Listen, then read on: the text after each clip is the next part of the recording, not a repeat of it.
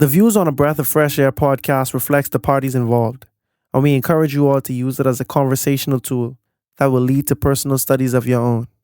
Hallelujah, hallelujah, hallelujah, hallelujah, hallelujah. Welcome to a Breath of Fresh Air podcast. Here with your hosts, Earl Roberts and Nakhaz Gay. As a young person, Christianity can be so foggy, like smoke in the mirrors and so unclear. But we're here to bring you a breath of fresh air.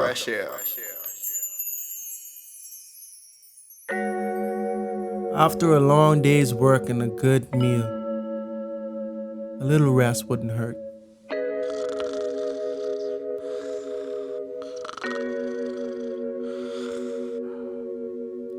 Okay. Shh. I don't want to wake him. All right, just take off these shoes.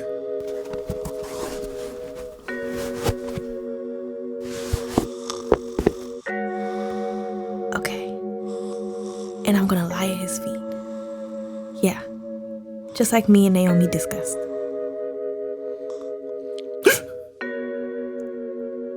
Who are you? I'm your servant, Ruth. Spread the corner of your garment over me, since you are a guardian redeemer of our family. The Lord bless you, my daughter. This kindness is greater than that which you showed earlier. You have not run after the younger men, whether rich or poor. And now, my daughter, don't be afraid. I will do for you all you ask. All the people of my town know that you are a woman of noble character. Although it is true that I am a guardian redeemer of our family, there is another who is more closely related than I. Stay here for the night, and in the morning, if he wants to do his duty as your guardian redeemer, good. Let him redeem you. But if he is not willing, as sure as the Lord lives, I will do it.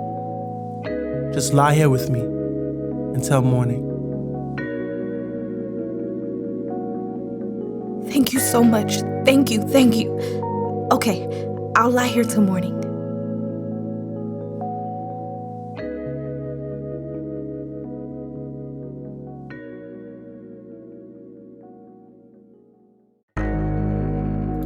Naomi and Ruth met Boaz, who happens to be one of the very few people who was actually capable of redeeming them. This week we are focusing on Ruth chapters 3 and 4. We are closing out the book of Ruth, discussing and exploring the relevance of this book in the Bible. As always, be blessed and enjoy.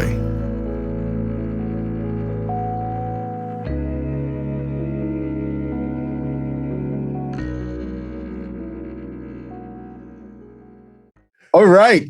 Welcome back to another episode of A Breath of Fresh Air. Episode, I don't know which one this is going to be. I think it's 72. I might be wrong. Either way, we're this week we're doing Ruth again. But before we do that, thank you everyone for tuning in each and every week. If you like what you hear, please definitely share it with a friend this week. I want to make it a challenge. Everyone who actually listens this week, whether you're listening on Spotify, YouTube, especially YouTube because it's super easy, but share it with at least one person. Just share it with one person. I mean, we definitely appreciate the love and support from everyone who listens. Share it. We're definitely trying to grow and extend our reach, and we already see God working and God blessing us. Definitely hit that like button, hit that subscribe button. It helps our podcast out tremendously. We definitely appreciate it again. And yeah, so this week, I think, the thought, Granted Roots are awesome things. I can't wait to actually finish this book. But it's something I posted today and it was on my mind, and it was Galatians 6:9. And it essentially says, do not be weary. Oh, let me just read it. I should have had this up. Slack on my part.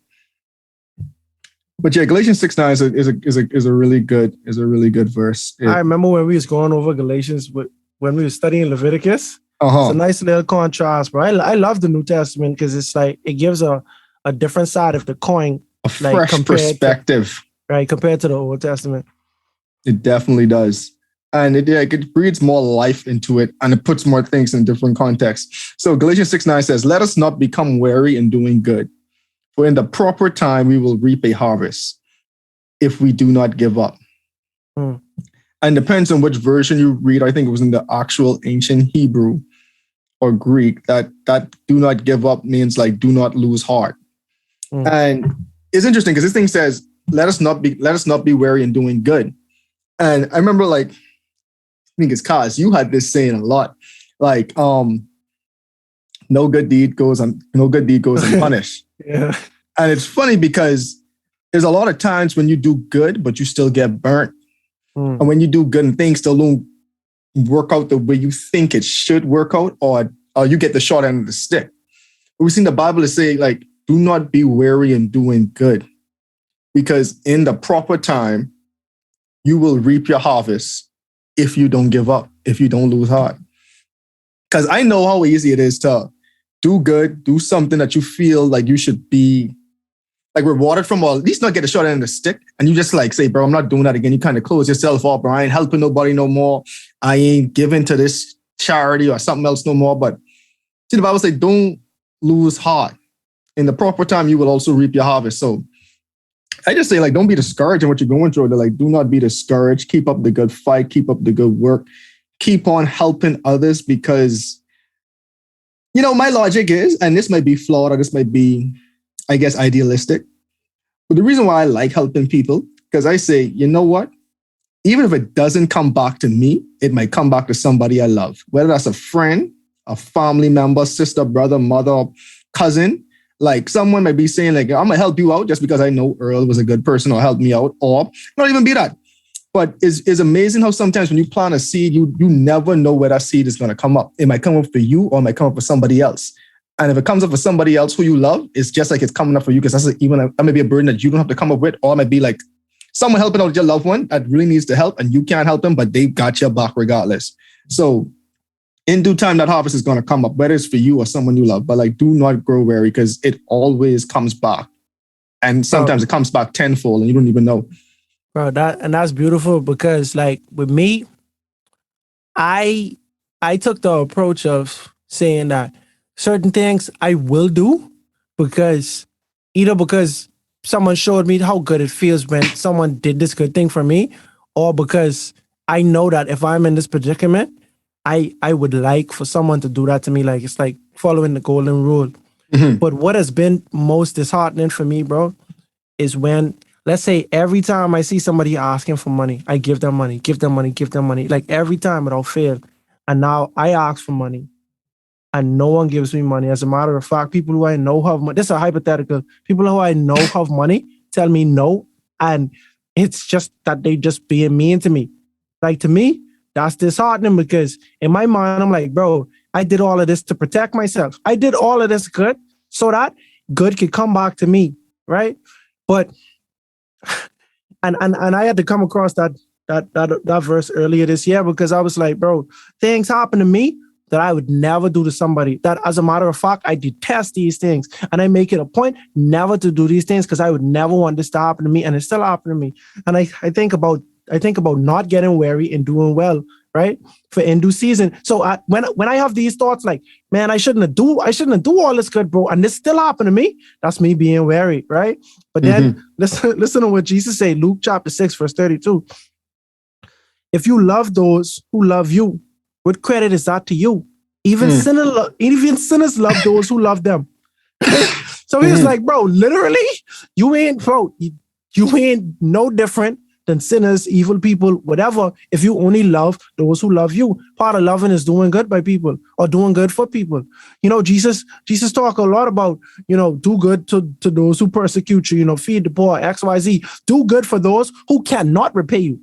Do good for those who will not repay you. You understand what I'm saying? If we love, and, you know, in Corinthians, they give us the characteristics of love. If we love, especially if we try to love the way God's love, we can't repay God. We human beings. Imagine if God did good for us, expecting that we'd do it back for him. We'd never get anything. You understand what I'm saying? And so the mindset that I've been shaking myself out of is like, in all things, bro, when you do good, just don't even think about don't even think about doing this for the sake of getting something in return, because that's what's led me to be wary. You understand what I'm saying? And now I'm trying my best to not be wary and doing well. So once I take away the expectation of the world, then it can help me like just to be motivated to continue doing good. Definitely. Yeah, I mean, it really does get discouraging, though. Like it really does get discouraging, especially when you feel like, I think it, for me, at least, down back to like entitlement. Like, you do good, you expect to be doing good in return. You're like, oh, this should be the golden rule. Do good to us, how'd you what I'm doing to you? Like, God, I've been doing good.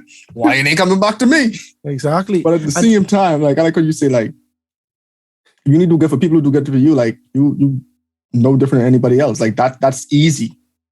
That's easy. Like, the real and the real character is when people do you wrong, can you still find the heart to be loving? Right. That's I think it's like, that's the real character of God. Because think about how we hurt God on a daily basis and we profess to be Christians. You know what I'm saying? But God still finds it in his heart to still bless us. And we're going to talk about some of this because this even ties back into parallel rule what we was talking about earlier. But just think about it, like God blesses us more than we deserve because our righteousness is but filthy rags to him. Like really let that sink in. The best you could offer, the best is but a filthy rag to him, bro. Like that's just incomprehensible, bro. That's crazy. But yeah, don't be wary. Don't be wary. We gotta go like a better transition one of these times. But hey, that's the thought. So now we are picking back up in Ruth. And so as a recap, last week we covered Ruth 1 and 2, and we got introduced to Ruth. Well, really, Naomi was the first character we really got introduced, and how her and her husband traveled to Moab in a time of famine, in the time of the judges, when everyone in Israel was doing what is right in their own eyes. They moved to Moab. Tragedy struck. Elimelech died. They had 2 sons. The 2 sons died, but before they died, they got married and had 2 wives. The two widows were Ophrah and Ruth. The name of the character this whole book is named after.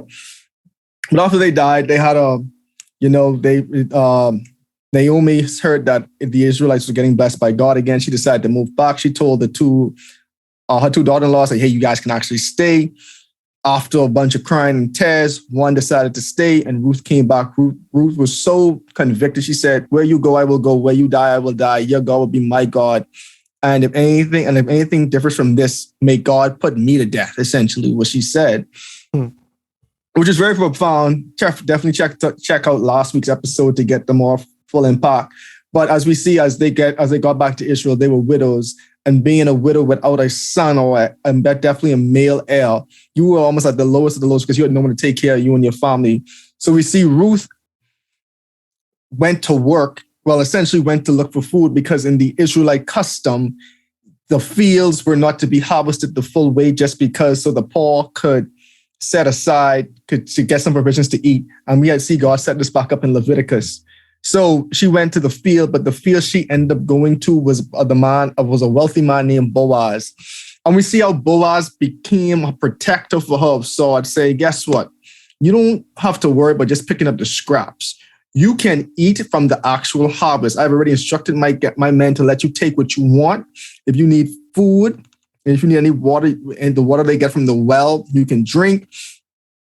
Please stay with the women of my field. That way, you're safe and protected. No one can take advantage of you, which was perfect. So that's kind of where we're leaving off now. I'm picking up from now. So in 3. So yeah. Anything I feel left out? I feel like I missed out an important part, but either way, I think it's going to come back up. Yeah, definitely. We could just keep it rolling. All right. So in Ruth 3:1. One day, Ruth's mother-in-law, Naomi, said to her, my daughter, I must find a home for you where you will be well provided for. Now, Boaz, with whose women you have worked, is a relative of ours. Tonight, he will be winnowing barley on the threshing floor. Wash, put on some perfume, and get dressed in your best clothes. Then go down to the threshing floor. But don't let him know you are there until he is finished eating and drinking. When he lies down, note the place where he is lying. Then go uncover his feet and lie down. He will tell you what to do. She just tried to set Ruth up. Yeah, no. She set her up like not like in a bad way, but she hook her up with everything that she needs in order to make her presence known. Yeah, her presence known, her feelings known, her intentions known, I'll say. So Naomi was like the OG. You walk into it, and then you could assume that Ruth, being a Moabite, might not understand culturally the way you do certain things. In the Israelite culture. That's actually that's a very important point. Yeah, in the Israelite culture. Because you can see some of this stuff is like, I'm not going to say it's specific to Israelites, but they have meanings that we, in today's society, in this part of the world, like America, the Bahamas, this part of the world, we don't do these things. And we just read it, not understanding the significance of these things. You know, we'll talk about it as we get there, but everything that she instructed has significance. And then too, like even going back, and I think it was verse, I could just look, I don't have to guess. But and even in verse 1, he's like, must I find a home for you that you will be well provided for? Because Naomi knew, again, that the best way you can be taken care of in this land, this country, is if you're married.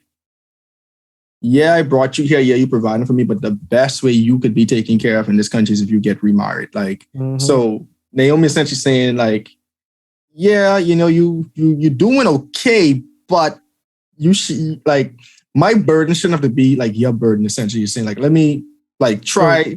I too old to get married. We done established this, but you still got some youth left. You know what I'm saying? Like your name rhyme with youth. That's true. Like something can shake for you at least.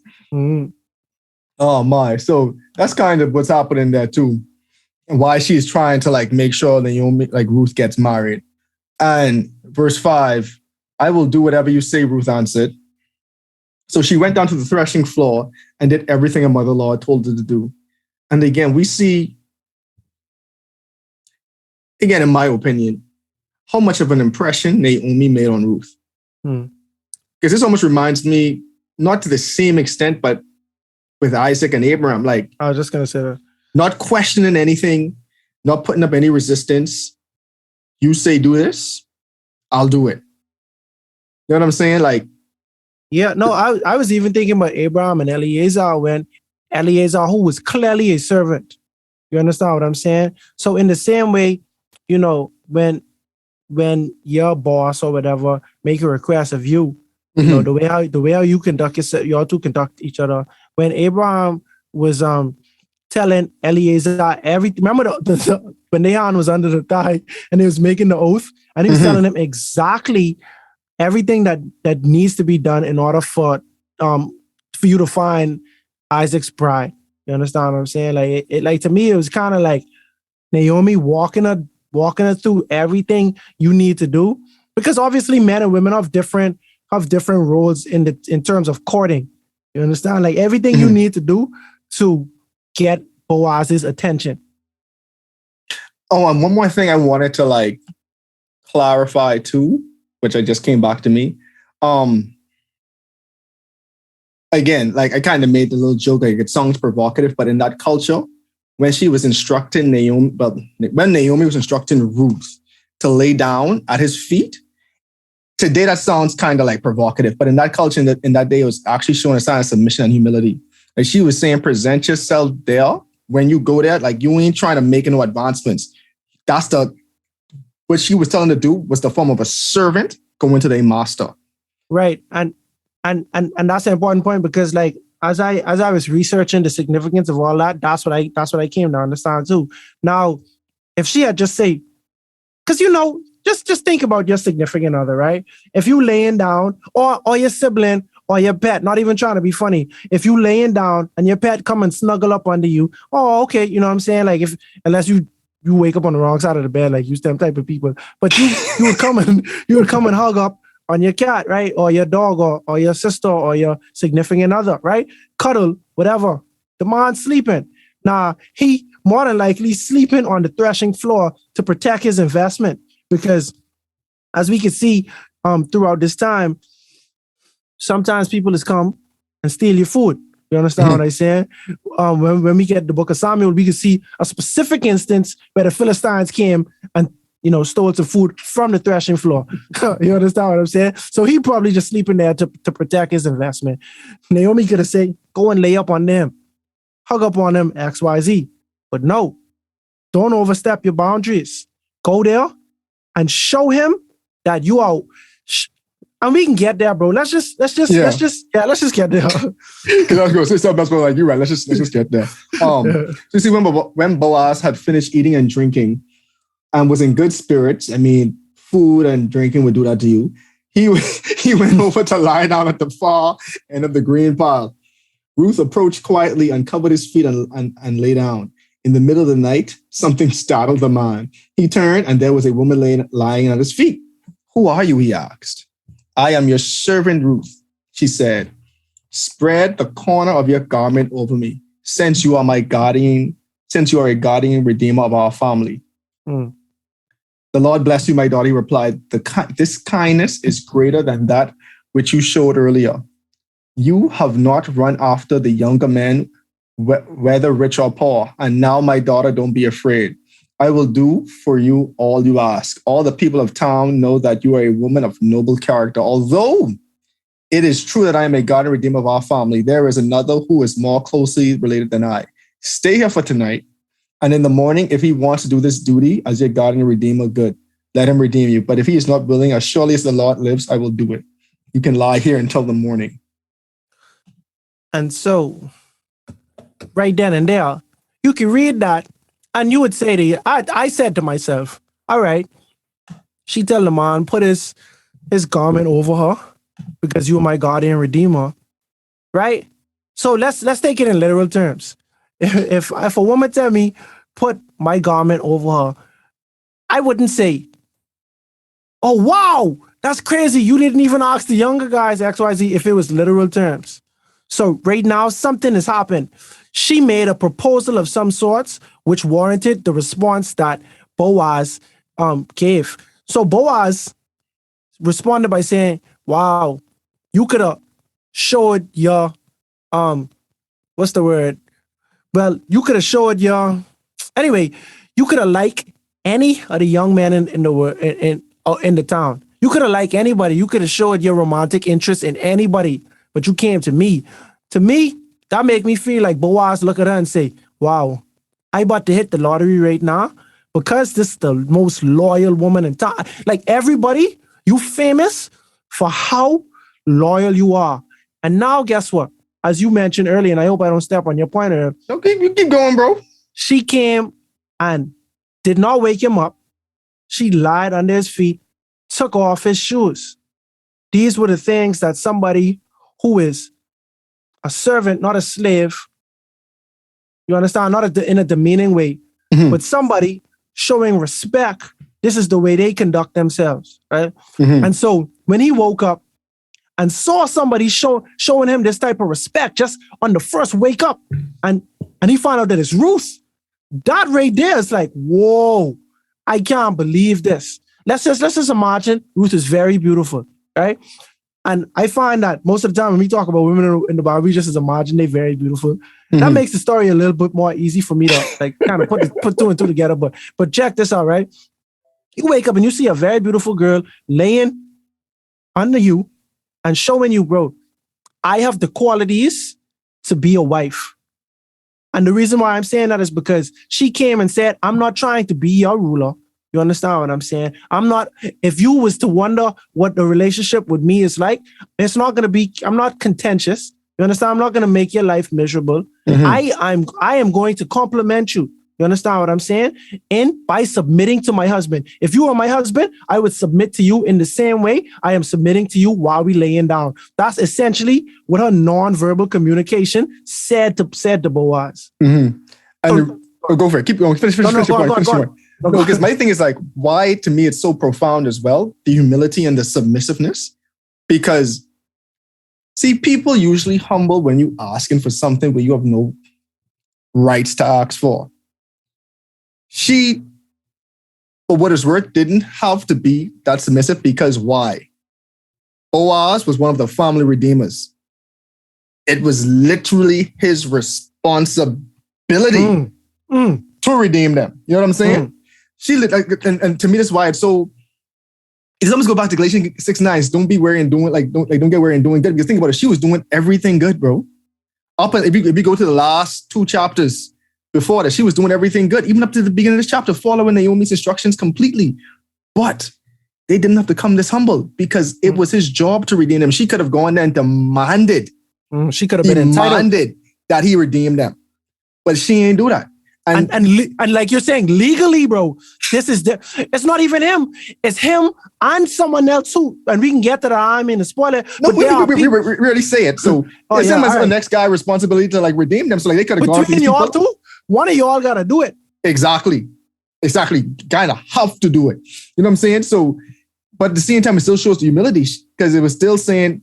Because think about it, Naomi could have told Ruth to do all this, but Ruth understanding how the law goes, could have been like, I don't have to do this. Hey, Boaz. Ruth understanding what it is to be a Moabite could say, I ain't doing that. Exactly. First of all, our people been at odds. You remember Ehud, the left-handed man who stabbed the king of Moab at the time. You understand what I'm saying? Exactly. So we don't know if this was before or after, I assume after, but it could have been smoke between the two countries, right? Mm-hmm. And then even before that, just because you're a widow and the downtrodden in Israel, you may not have been seeing that way in Moab. More than likely you were, because it's the same general area. Yeah. You understand what I'm saying? But guess what? You have your family and friends in Moab, so your status is definitely higher than it is in Israel. You could be saying, bro, I wasn't never this low when I was in Moab. You understand? Why doing this in Israel? Ruth, I love you. I mean, Naomi, I love you to death, but I ain't getting under no man foot for nobody, especially when it's somebody who owed this to me. That could have been Ruth's demeanor. In all honesty, that could have been Ruth's demeanor. And but even go back to go finish. No, my bad. She submitted. Yeah, she submitted, and again, piggybacking up that same she submitted point. So in the version I read originally, it said garment, right? And in the original King James, you would see take under your wing. So we read in the King James, it would be like, I just pulled up the King James too. So, well, this is the new King James. But she said, for I am Ruth, your maidservant, take your maidservant under your, take your maidservant under your wing, for you are a close resident of the Redeemer, right? But so here, again, so we see one version says garment and one verse says under your wing. So under your wing was she's literally asked Boaz to take in marriage, humbly. But it also could be translated as we see the modern translation says, spread your corner of your garment over me. Because this was the cultural way back then to say, I am a widow. Please take me as your wife. So right. Even outside of wife, even outside of widow, that was a cultural way to say wife. Mm-hmm. And the reason I'm saying this is Deuteronomy 22, verse 30, right? A man shall not take his father's wife. In the same verse, it says, nor discover his father's skirt. You understand? So we can see where wife and skirt, these two were kind of synonymous in that regard. I have another text, Deuteronomy. That's a good proof. Right, Deuteronomy 27, verse 30. And I was reading from the King James Version. Deuteronomy. Oh, what am I saying? Anyway, we could just go with that first point, but it's a few times where they reference, depending on which version you mean, because like certain translations, they translate the idea that was getting across. Certain translations translate word for word. You understand what I'm saying? But definitely there's a correlation between your skirt or your garment as a man and being a wife. So if you under my garment, under my skirt, that is basically saying you a part of my household, you under my protection, you just a part of my family, you under my wing. You understand? But it ain't like a mentor, mentee type of under my wing, but you are covered in us. You are covered by me in the same way we under God's wings. You know what I'm saying? Like you covered by me as the leader and protector of the family. And one more thing I'm gonna point out before we move on. And to your point, Ruth might have been beautiful But what really attracted Boaz to Ruth was her character. Was her character. I remember someone told me one time, good looks don't raise children. So, whereas, it's for the young guys out there, you could have a 10, but what is a character? Because at the end of the day, physical features change. What this person have inside them, what you actually going to be living with. Because when you get annoyed with this person, which arguments happen, it's the character of this person who's going to keep you there, bro. So that's just one thing to point out. He said, like, the whole town knows that you have a noble character. He was attracted to her character because he didn't really care. I mean, at the same time, he didn't care because you see, even above, he was amazed at what Ruth was doing for Naomi, the kindness she was showing. Her character was speaking for her. She was a woman of good character. That's very important. That's not something I just want to graze over because we didn't really talk about that much, but that's definitely something that's important. Yeah. So you can see there was an age difference too. So I might even struck him different. Like someone this young having such a worthy character is remarkable. See, and the text that I wanted to clear up was Deuteronomy 27, verse 20. Cursed be he that lied with his father's wife because he uncovered his father's skirt. You understand what I'm saying? So that's two different texts in Deuteronomy correlating wife and skirt, blah, blah, blah. But the way I perceive that is Boaz looked at Ruth, the whole situation I'm talking about. Boaz looked at Ruth and was like, someone's such a good catch that is choosing me over all of the youthful men who may have similar attributes to me. That took him by surprise. You could have gone for, bro, you could have gone after all type of young men, but you choose to go to me. You understand? And that, to me, that kind of correlates that Ruth kind of had options, and she could have found a husband that was not, you understand what I'm saying? It wouldn't have been impossible for her to find a husband, is what I'm saying. But to your point as well, it go two ways. You had options, but you get me. But at the end of the day, it's impressive. It's impressive that you want me, but it's also impressive your heart and who you are. And I go for men and women, male and female. Good looks don't. What you say? How to say it go? Good looks don't raise kids. Oh, good looks don't raise kids. So you could have a guy who fly. You understand? He could be handsome. He could be tough. You understand what I'm saying? But what the character like? The character like? So we see on the opposite end of the spectrum, Boaz might have looked at himself as I might not be the biggest catch for you. You understand what I'm saying? But Ruth and Naomi see what the man character was like already. You understand what I'm saying? The character was there and it was undeniable. And so to Ruth, this a match. And I gotta make my intentions known.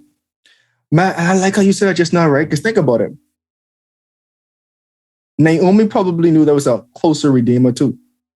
Oh yeah, for sure. You know what I'm saying? But she still bypassed. I was like, you know what? Boaz gonna be the one. You know what I'm saying? It just goes to show too, the characters speaks a lot. Because anyway, let's get to it because we're gonna see the character of the next guy. Well, yeah. So Ruth 3 verse 14. So she lay at his feet until morning, but got up before anyone could be recognized. And he said, no one must know that a woman came to the threshing floor. He also said, bring me the shawl you are wearing and hold it out. When she did so, he poured into it 6 measures of barley and placed the bundle on her. Then he went back to town. Then Ruth came to her mother-in-law. When Ruth came to her mother-in-law, Naomi asked, how did it go, my daughter? She told her everything Boaz had done for her and added, he gave me these 6 measures of barley, saying, don't go back to your mother-in-law empty-handed. Naomi said, wait, my daughter, until you find out what happens, for the man will not rest until the matter is settled today. That's a man who about his business, and Naomi know it. Naomi know. She just hang tight, because I promise you, he ain't going to sleep until he settle this. Today. That's amazing. That's amazing. I like this, especially as I say, in contrast to Judges, where we just had it wasn't no happy stories, bro. It wasn't no happy stories. But one of my takeaways even now, it's like she get up on time, right? She get up before anybody know. And he say, yeah, nobody need to know a woman was here last night. Because at the end of the day, you still have to shoo away the very appearance of evil. You understand what I'm saying? Ain't nobody know who you are for real. They know your character, right? But at the end of the day, you don't want to stay in your name. You understand? You don't want to give people an opportunity to think that, something foul, not foul, but something provocative has happened here tonight. You know what I'm saying? And so just be responsible. And then too, he didn't, I personally think he didn't want the next guy to know that she was invoking her right before he actually could go and tell him personally. Let's just say me and you was family members or something like that, right? Well, be cool. So let's just say something happened and involves both of us, right? Essentially saying, I think you're saying, I want you to hear from me first before you hear it from other people. This happening. And you have first right. I don't want you to think I'm trying to undercut you either. Because remember, she came to him first, knowing that, you was the main guy to go to. So he's saying, guess what? You have first rights to this. This happened. I want to present this opportunity to you because if it come out any other way, it's going to sound bad. And you might feel some type of way because sometimes it just sound better coming from someone close to you who involved in situations that sound better coming from them. Yeah. But I think that's probably what it is, bro code. Yeah, true. And then at the same time, though, it's you got to be wise in the way you operate too. You know what I mean? If you know that you really would like to marry her, you understand? See, by law, there's another relative who have a stronger claim to redeem that family and to marry her. You understand? But you want to play your cards right, essentially. You know what I'm saying? I want somebody try to snake me or just get, if I want him to judge without me influencing how good of a catch this is. You say yay or nay based on what you know. You know what I mean? But if you see me and Ruth just chilling, you might say, it might be something about her, something good about her that's worth checking out. You know what I mean? The town obviously knew about her, but Boaz had an even deeper connection from their interaction that night. So yeah, I feel like among other things, he was probably just trying to make sure that he's going about this in a wise way without showing his hand. Definitely. So now we're in chapter 4. So we see Boaz went to the town gate and sat there just as the guardian redeemer had mentioned he came along. So Boaz said, come over here, my friend, and sit down. Go up a squat. I like Boaz. Are you scared of him? No, Bo. No. Come here, Mom. We got to talk. Some serious matters at hand. So the guy went over and actually sat down. Because I guess when Boaz called you can't say much. So then Boaz, he ain't wasting no time. He took the 10 elders of the town and said, sit here. Boaz just commanded people what to do. Sit here. Yeah. Then he said to the guardian redeemer, I like how this guy doesn't even really get a name. He said, Naomi has come back from Moab.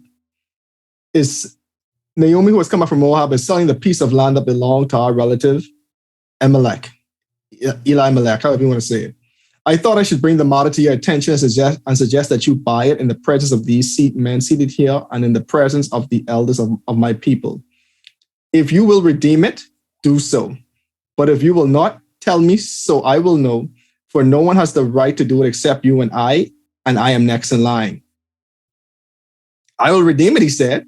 Then Boaz said, on that day you buy the land from Naomi, you also acquire Ruth the Moabite, the dead man's widow, in order to maintain the name of the dead with his property. So again, this tradition because their first son, since the sons died, their first son will technically be Naomi's son. So essentially, he's also he's telling this guy, guess what? Okay. It's just more than just buying this land. You actually fulfill other duties with this as well. So he's painting the full picture to this guy. You got to know what you're getting yourself into. Are you willing to pay the price? Are you willing to be a redeemer? At this, the God and Redeemer said, whoa, then I cannot redeem it because I might endanger my own estate. Come, you got this. You can redeem it yourself. Then we see in verse 7, Now, in earlier times in Israel, for the redemption and transfer of property to come final, one party took off his sandal and gave it to the other. This was the method of legalizing transactions in Israel. This is way better than putting your hand under a man and a man's thigh. I'm happy to see Paul. I think someone say, bruh, there's got to be a better way to do this. It got to be a better way, man. Bro, that's funny. So the God of the Redeemer said to Boaz, buy it yourself, and he removed the sandal. Then Boaz announced to the elders and all the people, today you are a witness that I have brought from Naomi all the property of Elimelech, Kilion, and Mahlon. I have also acquired Ruth the Moabite, Mahlon's widow, as my wife, in order to maintain the name of the dead with his property, so that his name will not disappear from among his family or from his hometown. Today you are my witnesses. Then the elders and all the people at the gate said, we are witnesses. May the Lord make the woman who is coming into your home like Rachel and Leah, which is going, bro, this, like, I even forget this part was here. Remember the point we talking about off part? Mm-hmm. Like, that almost like fit right into that. Anyway, who together built up the family of Israel. May you have standing in Ephrath and be famous in Bethlehem. Through the offspring the Lord gives you by this young woman, may your family be like that of Perez, whom Tamar bore to Judah. Mm. So there's so much there. Before we even get to the last part, it was just so much that just happened. Yeah. Your boy, I that make me think that make me think that was just too much for him, for the other guardian redeemer to bear. You know what I'm saying? Like, acquiring another wife and then having to bear a son for Naomi. And then on top of that, the real estate. Like, I feel like he was like, yeah, this taking too much maintenance, and I could probably neglect my estate and then endanger like losing my own estate. So yeah, I feel like he just didn't have the means or the resources to take care of all of that come with the line. Bro, think about, like, because I'm sure Naomi then probably was nearby just watching this happening. You know what I'm saying? So, I mean, think about it. Like, imagine that you want Boaz and this guy just said, I will redeem it. Mm-hmm. And you're like, no. There might have been like a little, like, you know, like the Kermit the Frog gulp, like, like, well, this is not going how we planned. Yeah, that sucks, bro. Imagine. But still, like, it still shows, like, how, man, it just shows, like, how big of a burden that was, like, to your point. Like, this guy was not willing to go through all of that, say, I'm not going to marry this. And again, even though I want to keep hopping on this point, this is a foreigner, bro. At the end of the day, this is a foreigner. And you know they really wasn't into that like that. Mm-hmm. This is a foreigner. You're saying, it's too big of a burden to bear. I ain't marrying this foreigner. The land sounds good to redeem it. I have no problem redeeming the land, but actually coming to marry and then the child technically ain't even gonna be mine. It's kind of weird. I ain't really want to go through all of that. If I don't need to take on this burden and you willing to do it, so you essentially taking, like, you signing my bail. Like, if I don't do it, you got it. It needs to be done. You want to do it? How about it, my friend? You got it, bro. How about it? It's all yours. How about it? Like, that's interesting. And then it's so crazy too, because I think this goes back to the character. Because again, Boaz probably knew, I shouldn't say probably, Boaz knew this guy's character. Boaz knew this guy probably was going to take up this deal. Mm-hmm. You know what I'm saying? So it's almost like going through the formalities of it. I don't want you to feel slighted, because when you see me get the line, Clay, the only thing you care about is the line. We can see Boaz by the book. He don't cut no corners.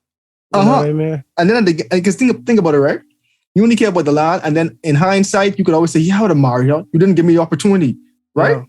Mm-hmm. I put you on blast. I put you, like, on spot. Like, really, you have to make this decision right now. Yep, Elders here.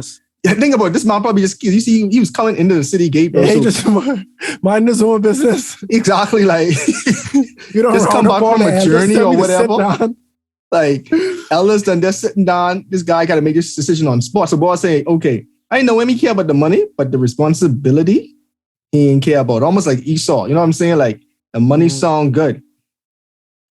But again, same time, like, we know what's going to come from this Boaz them seed. Mm-hmm.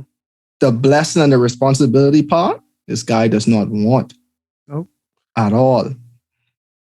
And so when it was just about the land, he accepted it hands down. When he realized it came with some extra baggage and extra burden of redeeming a family, he said, no, I am not doing that. Boaz, you want this burden? Take it. It's all yours, buddy. But look at the blessing. Look at the blessings that the elders say. They name Rachel, Leah. Exactly. Right. Mhm. To your And- point. No, because even the Tamar one even surprised me too, because I was like, dang, y'all even mention it? That's the first time I see someone really shout out Tamar. Exactly. You know Like, what I mean? remember our Judah and Tamar episode? Like, Right. I was like, I didn't know Perez's name was ringing like that. Like, I didn't know, because they always mention Perez, and because he's a part of the genealogy, obviously. Mhm. But this made me feel like Perez probably was well known, and people respect him for things in his life, although we don't know much about Perez besides how he was conceived. You know what I mean? exactly. And so now we see them shout out Tamar. May your family be like that of Perez, whom Tamar bore to Judah, and that's a blessing. So it's a good thing just by context. It's a good thing. Because for Perez, wasn't he like technically born before his brother, and he like took the birthright, and so that's probably why Perez is the one who shouted out. Because he carried the first birthright, and afterwards became happy and numerous in prosperity. So Perez took the birthright, so that's why he getting shout out. And then and then we think about it, Rachel and Leah, they are the mothers of the children of Israel. Yep. Quite literally. Yep. Because they were the legal wives. I mean, you still got Sip and Billah and whoever else in there too. They don't really get that much shine because it wasn't really wives. Not to downplay them, because they did have a good portion to play in these 12 tribes. I'm just saying. For sure. But yeah, hold on. Before I even get to my other point, let's just say I just want to finish off the reading, and then like my point will probably be clearer. I didn't want to jump the gun. So we see in Ruth 4:13, Boaz took Ruth and she became his wife.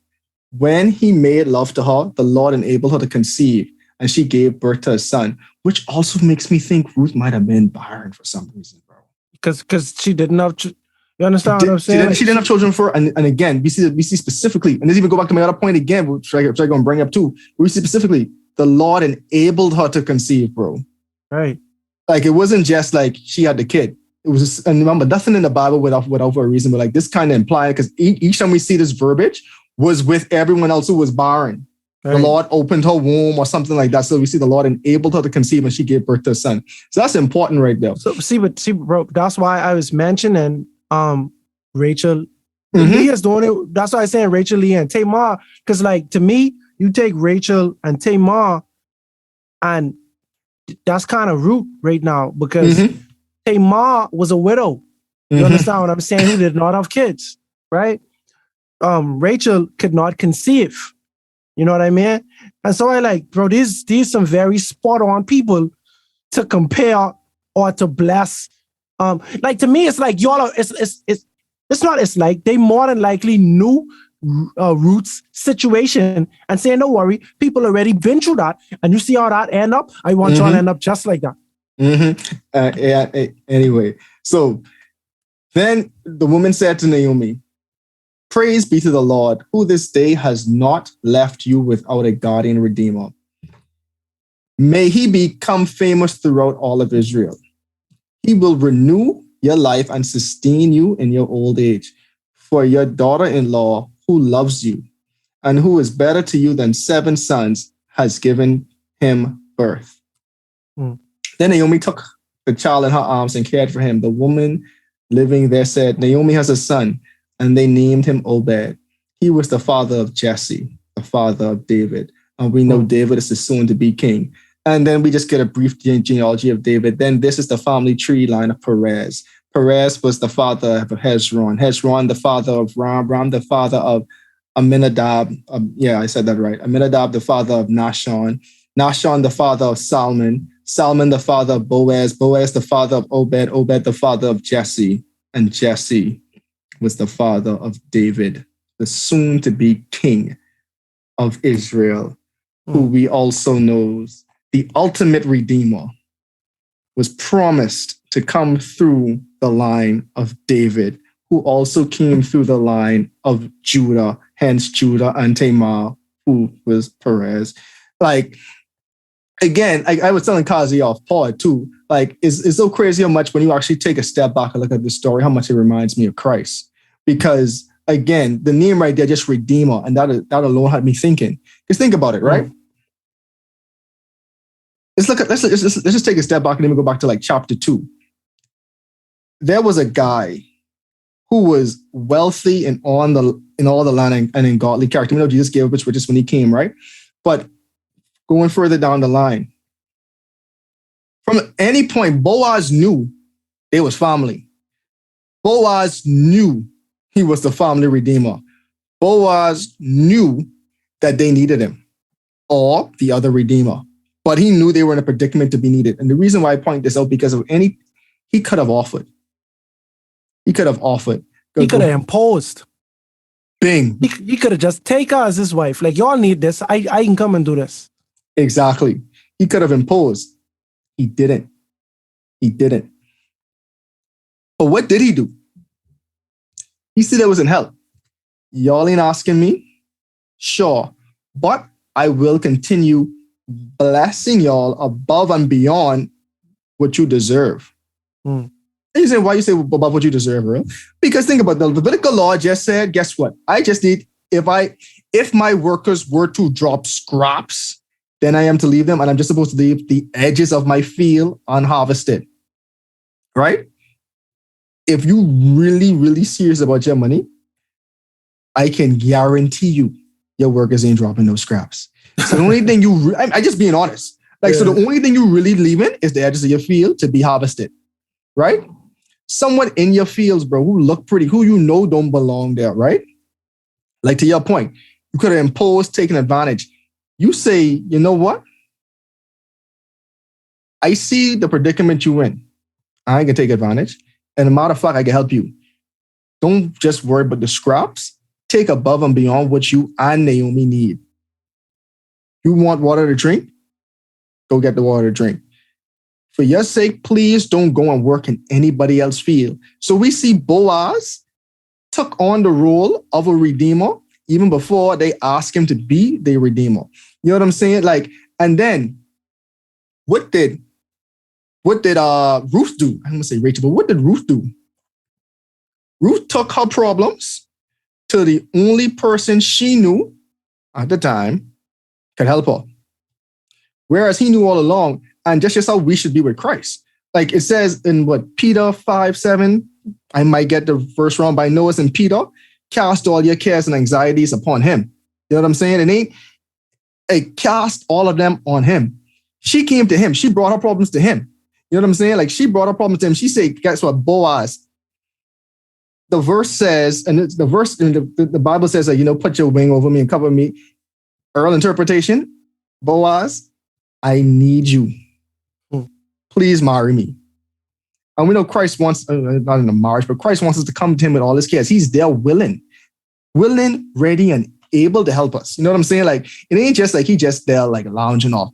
They're willing and ready and able to help us, but we have to come to him. You know what I'm saying? Always they're willing to help us and always they're blessing us before we even ask him for help. So Ruth went to him, brought him her problems. Without hesitation, what do you say? I'll do it. I'll do it. There's a little earthly hiccup in the way, but I'll do it. I'll redeem you. I'll pay the price. And it's funny how the Bible shows us how big of a price this was to pay, because someone else who had the rights to do it didn't do it. Didn't take on the responsibility.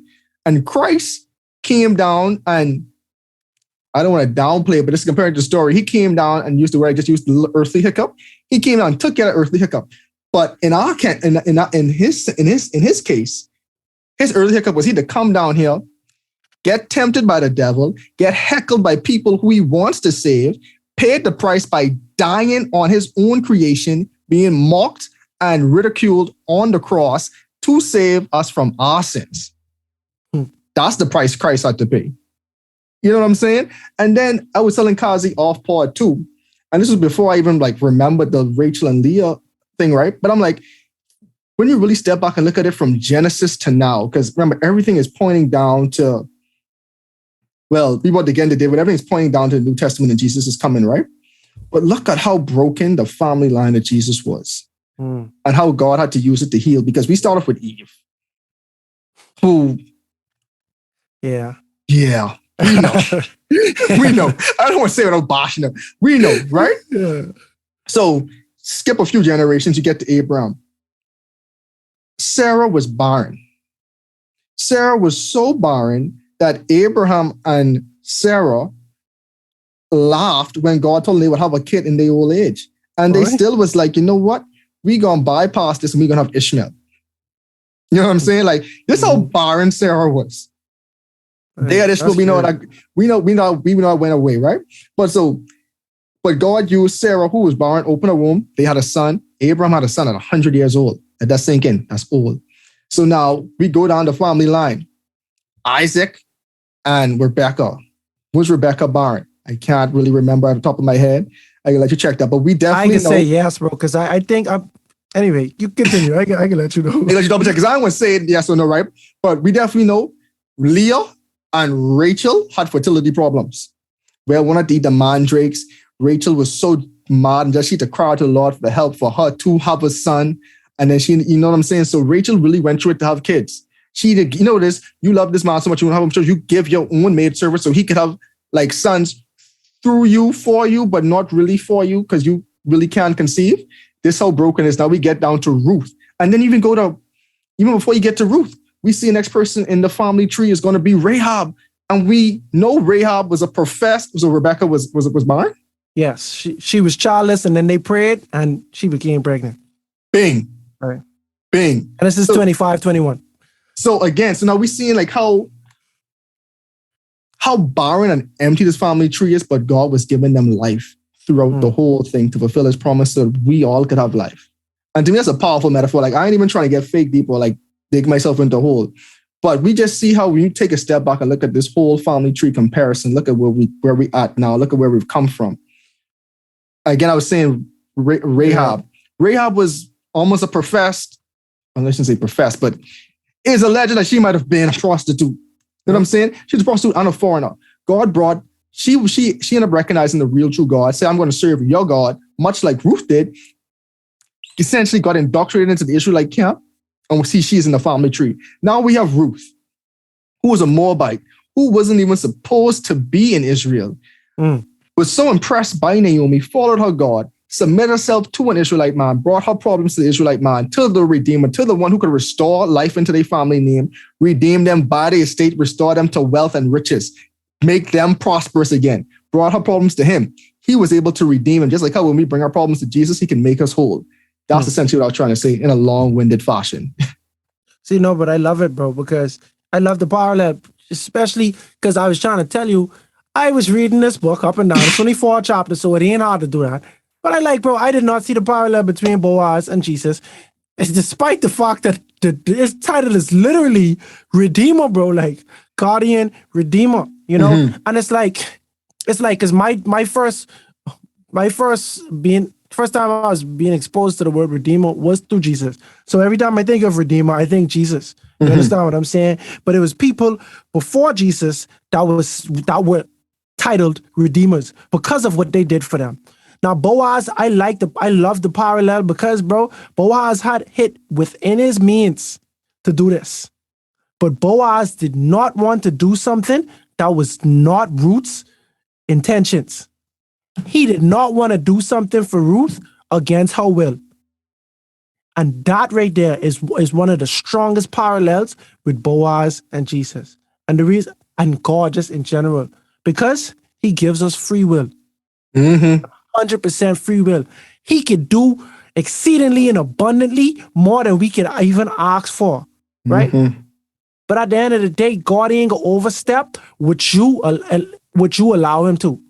He's not gonna overstep his boundaries if you're not allowing him to. Essentially, is what I'm saying. And the thing is, the reason I'm saying is this: Jesus died for everybody's sins, but not everyone can get into heaven.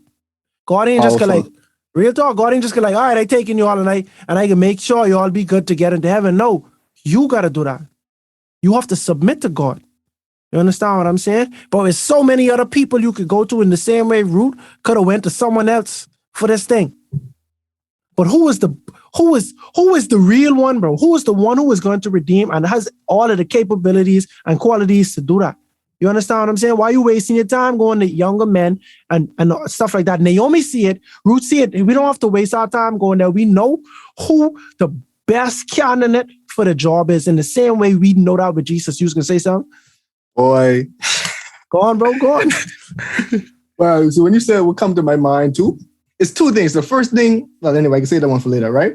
But like when you say like, who has the power? Like you could try this thing and that thing. The first thing my mind went to was like just the different religions, bro. Like because man, Romans say no one out there could deny the presence of God. Mm. No matter what people say, you have a God. If you don't believe in God, or don't believe in religion, you either believe in science, you believe in politics, you fill in a void, you fill in the God complex with something. Every human being innately knows there is a higher power. We could argue, and that is a debate for a different day. I will take up a debate later. But like how you say, you can go to God.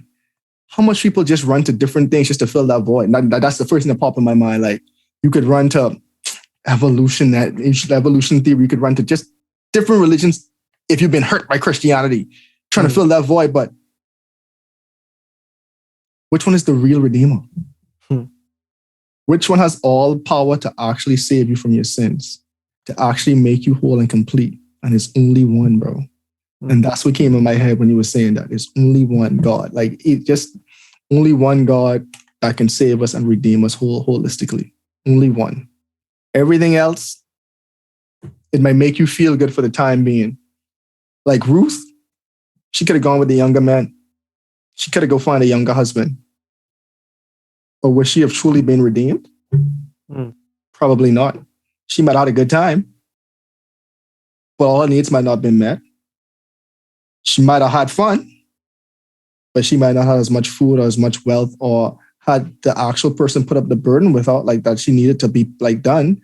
So it's just so interesting, man. Like, because what might not seem like the best option sometimes is really the best one.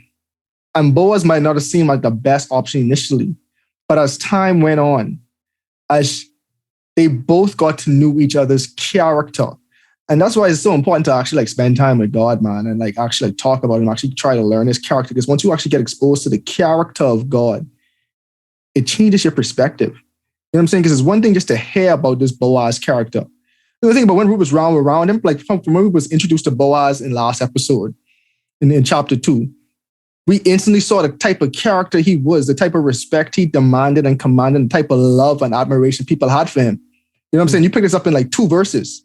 And the same thing with God. It's like once you actually start to get to know God and study his character, you get to actually understand who the God we love and we serve is. It just opens your mind to him and his character, and you actually get to actually build that bond or relationship, and something that you might have been standoffish at first. You actually grow to love and actually see all the benefits that come with it. The story of Ruth doesn't seem to follow the common trend of the Bible. Instead of continuing from the book of Judges, this story takes a brief detour from the Israelite narrative and focuses on God's favor towards Ruth, a foreigner. In this story, we see an Old Testament account that God is not a God of exclusion, and to the faithful, he shows himself faithful, no matter your background or culture. And continuing the trend of women who showed great faith during those times, we also have Hannah, an Israelite, a woman who received a gift from God and decided to dedicate it back to him. But we'll talk more about Hannah, Elkanah, and Penina on the next episode of A Breath of Fresh Air. Tonight's episode included voice acting by Ayana Albertson Gay, as well as your host, Nakhaz Gay. Remember to go ahead and research on your own in order to get a more firm understanding of tonight's episode. And if you enjoyed it, make sure to like, subscribe, and share with your friends. You can follow us on social media at A Breath of Fresh Air Pod on Instagram and BOFAPOD on Twitter. Thanks everyone, and we'll see you next week.